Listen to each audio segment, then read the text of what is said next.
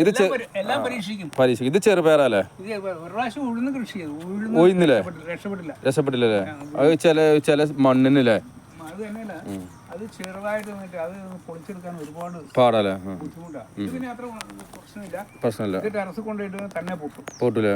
പൊട്ടി കഴിഞ്ഞാല് നാടൻ പയറല്ലേ? വിഷടിക്കാത്ത പയർ. ഇത് യാതൊരു എത്തും അടിക്കാതെ നമ്മളെ വീട്ടിലാവശ്യത്തിന് മാത്രം എല്ലാ പച്ചക്കറിയില്ലേ? വിഷം അടിച്ചാ പിന്നെ നമുക്ക് വേണ്ടല്ലോ. അതാണ് കേസ്. ഇത് മുളകല്ലേ വീട്ടിലെ? മുളക് വാങ്ങാറില്ല. ഇവിടെ തന്നെ മുളക് ഒരു കൊല്ലം ഉണ്ടല്ലോ 2 കിലോ മുളക് ഉണങ്ങിയെടുത്താണ്. ഉണക്കമുളക് 2 കിലോ. 2 കിലോ അങ്ങനെ എത്ര മുളക് വേണം? അതാ പറഞ്ഞത്. അത് പിന്നെ ഒരു പ്രാവശ്യമേ കിട്ടിയുള്ളൂ, പിന്നെ ശരിയായിട്ടില്ല. അങ്ങനല്ലേ? ഇപ്പൊ കുറേശ്ശെ പഴുക്കുന്ന എടുത്ത് ഉണങ്ങി കഴിഞ്ഞാൽ ഒരു 500 ഗ്രാമൊക്കെ കിട്ടൂലേ? കുറേശ്ശെ വേണം. ഇത് ചീരല്ലേ? പച്ചച്ചീരല്ലേ? വീട്ടിലെ ആവശ്യത്തിന് മാത്രം ഇങ്ങനെ പറിക്കുമല്ലോ ദിവസം? ഇലപ്പുള്ളി ഉണ്ട്, പക്ഷെ നമുക്ക് എന്തും വേണ്ട, അങ്ങനെ എല്ലാം മതി കളഞ്ഞിട്ട് ആണ് ചെയ്യൂലേ? അല്ല, പച്ചച്ചീരക്ക് വല്ല ഇതില്ലല്ലേ? ചുമപ്പിന് വരില്ലേ? അപ്പൊ നമ്മൾ ഈ വാങ്ങണൊക്കെ ശരിക്കും മരുന്ന് അടിക്കണ്ടില്ലേ?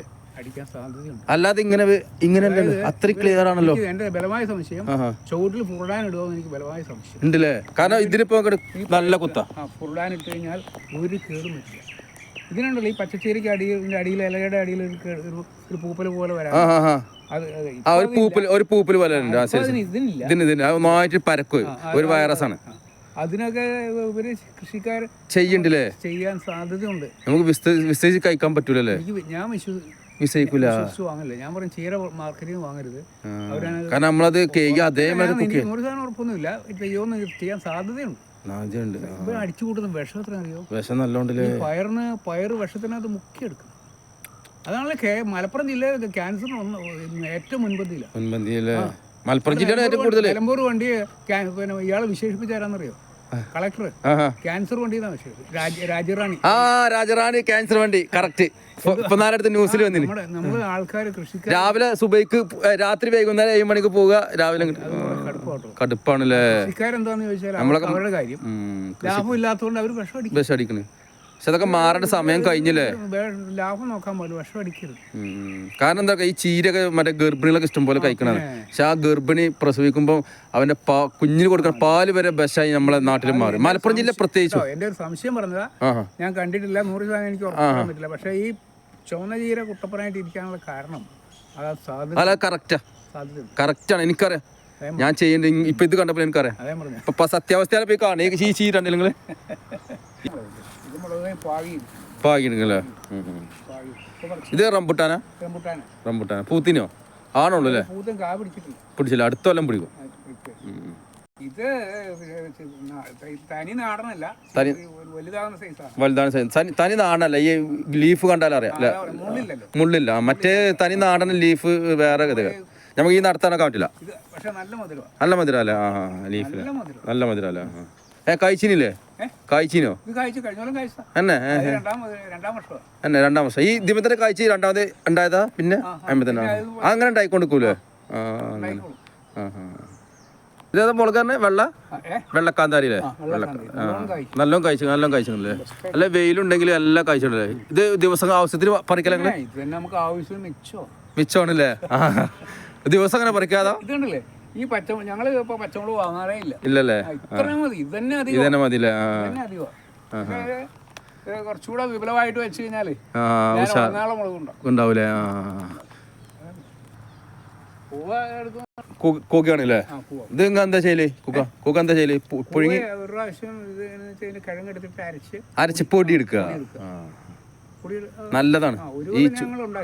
തന്നെ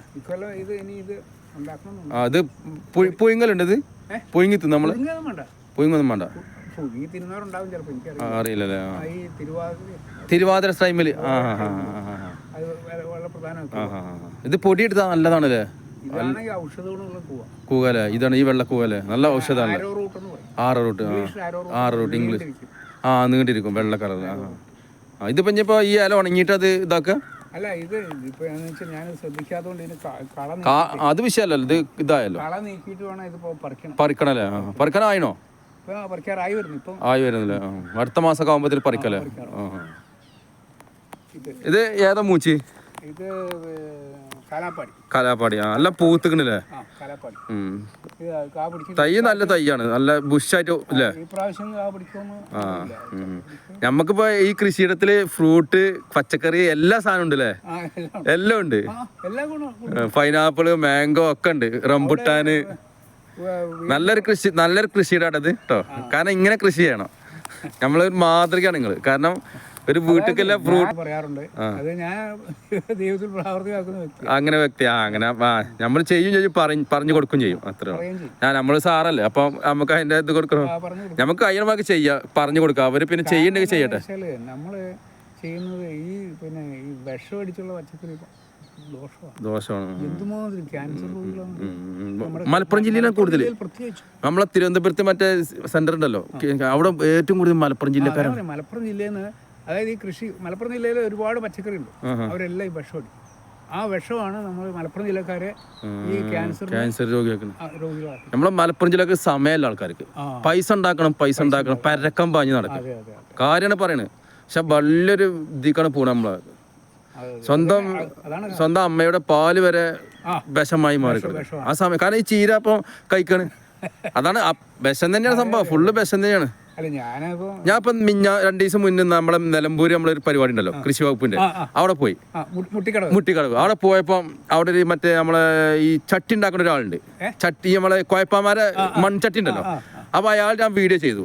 അപ്പൊ അയാളോട് ചോദിച്ചു, ഇതിന്റെ മണ്ണ് നമ്മളെ പാടത്തൊക്കെ എടുത്തുകൂടെ വെച്ച്. അപ്പൊ അയാൾ എടുത്ത മാർക്ക് എന്നോട് പറഞ്ഞ മറുപടി എന്താക്കണം? അയാൾ പറയാണ്, നമ്മളെ പാടൊക്കെ നശിച്ചു പോയി.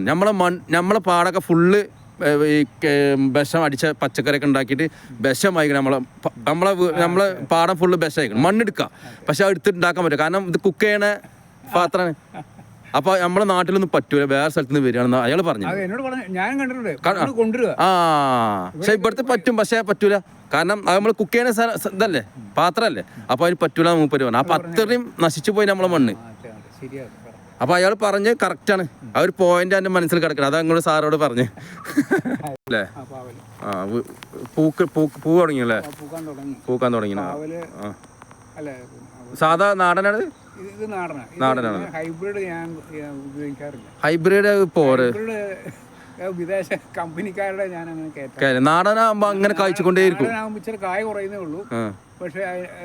സാറേ ഹൈബ്രിഡ് ഓർഗാനിക് അല്ലേ? ഹൈബ്രിഡ് ആകുമ്പോഴേ കായ്ക്കുമ്പോ നന്നായിട്ട് കായ്ക്കും, പിന്നെ ഉണ്ടാവില്ല, കഴിഞ്ഞ് പെട്ടെന്ന് കായ്ക്കും. ഇത് ശ്രദ്ധല്ല, അങ്ങനെ കായ്ച്ചുകൊണ്ടേയിരിക്കും, നിന്ന് കായ്ക്കും. ഹൈബ്രിഡ് അങ്ങനെ വിഷയമുണ്ട്. പയറൊക്കെ 2 വട്ടം പറിച്ചാ പിന്നെ കഴിഞ്ഞ് തീർന്നു. മറ്റേതല്ല, നാടൻ അങ്ങനെ കായ്ച്ചുകൊണ്ടേയിരിക്കും. അപ്പൊ ഹൈബ്രിഡ് ശരിക്കും നല്ലതല്ല. ഇതാണ് ഓർഗാനിക് വിത്തില്ലേ? നമ്മള് ഇതൊക്കെ ഓർഗാനിക് അല്ലേ? വീട് നിങ്ങളെ ആവശ്യത്തിനുള്ള പാവലുണ്ടല്ലോ, അത് മതിയല്ലോ, കൊടുക്കാറുള്ളൂ. പൂരിലെടുത്തിന് ഫ്ലവർ ആവുള്ളത് അവിടെ ഫ്ലവർ ചെയ്ത്. ഇതാണ് ജൈവവളം അല്ലേ? സ്ലറിയിൽ പോലെ. ഇത് മാത്രമേ ഇതിന് ഉപയോഗിക്കാറുള്ളൂ അല്ലേ? നമ്മുടെ ഇതില്ലേ കാബേജ് കോളിഫ്ലവർ, അതിന് ഒഴിച്ചു കൊടുക്കും. എല്ലാത്തിനും ഒഴിക്കാൻ പറ്റും. എല്ലാത്തിനും ഒഴിക്കും അല്ലേ? ഇത് വെള്ളം കൂട്ടി വെക്കണോ? വെള്ളം ഡൈലൂട്ട് ചെയ്യണം. ഇതെന്തൊക്കെയാണ്? ചാണകം, പിന്നെ കടലപ്പിണ്ണാക്ക്. ഒരു ബക്കറ്റ് ചാണകം, 5 കിലോ വേപ്പ് പിണ്ണാക്കും, 5 കിലോ കടലപ്പിണ്ണാക്കും, അങ്ങനെ 5 കിലോ എല്ലുപൊടി മിക്സ് ചെയ്തിട്ട് വെള്ളം മിക്സ് ചെയ്ത് 4 ദിവസം കഴിഞ്ഞാൽ ഇത് പുളിച്ചിട്ടുണ്ടാവും. അങ്ങനെ പാത പോലെ അങ്ങനെ വരില്ലേ? അതിങ്ങനെ 4 ദിവസം ഇളക്കിക്കൊണ്ടിരിക്കും. ഒരു നേരം ഇളക്കിയാൽ മതി.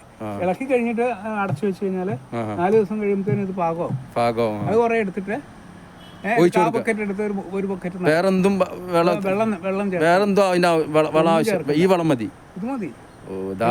പൊട്ടാഷ് ഇല്ലാത്തതുകൊണ്ട് ചിലപ്പോൾ ഇച്ചിരി ചാരം പൊട്ടാസിന് ചാരം ഫസ്റ്റ് ആണ്. ചാരം കൂടെ ചേർത്ത് കഴിഞ്ഞാൽ പൊട്ടാഷ് പോയി. അപ്പൊ പൂക്കാനും ഇതായി.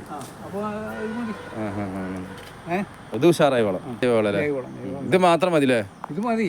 പേരക്കല്ലേ? അപ്പൊ എല്ലാ ഫ്രൂട്ടായി, പേരയായി, റംബുട്ടാനായി, പൈനാപ്പിളായി, മാംഗോ ആയി, എല്ലാം ഉണ്ടല്ലേ? എല്ലാ വീട്ടിലേക്ക് ആവശ്യമില്ല. ബനാന, നേന്ത്രപ്പഴ, ഏത്തക്കയായി, ഏകദേശം വീട്ടിലേക്ക് ആവശ്യമായ